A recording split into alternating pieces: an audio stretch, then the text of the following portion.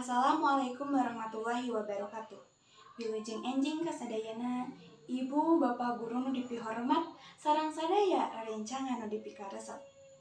Langkung tipayun, hayu urang sanggakeun puji sinareng syukur ka Gusti Allah nu Maha Suci, anu parantos maparing waktos ka urang sadaya. Alhamdulillah, urang sadaya tiasa kempel di ieu tempat dina kaayaan sehat walafiat. Sholawat sareng salam mugi nganjur ngalintarkeun ka panutan alam nyaeta Kanjeng Nabi Muhammad SAW.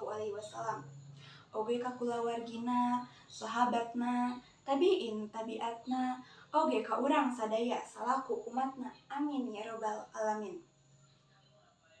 Dina danget ieu, simkuring bade ngadugikeun kumaha pentingna ngajaga hirup sehat kanggo urang sadayana.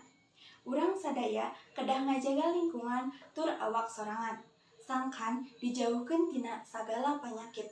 Komo deui di tahun-tahun ieu nuju usum anu namina virus corona.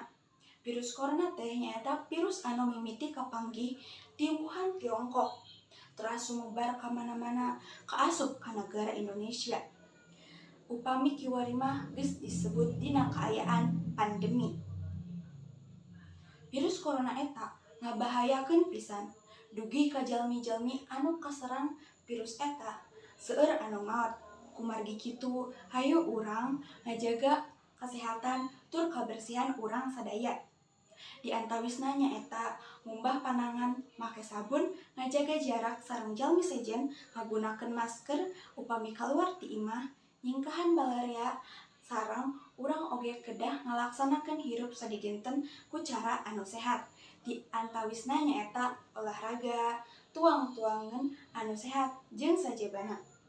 Upami sadinten urang ngajaga lingkungan tur awak urang sorangan, urang bakal bersih tina sagala kokotor sareng dijauhkeun tina sagala panyakit. Urang oge kedah mika cinta kana kabersihan, sangkan hate urang oge suci sareng bersih. Sabab aya hadis anu nyebatkeun an-nadhafatu minal iman. Kabersihan sabagian tina iman. Hadirin sadayana, cekap sakitu anu kapihatur. Abdi miharep non anu ku abdi dicarioskeun aya gunana sareng tiasa dilaksanakeun.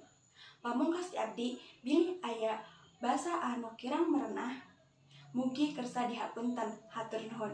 Wassalamualaikum warahmatullahi wabarakatuh.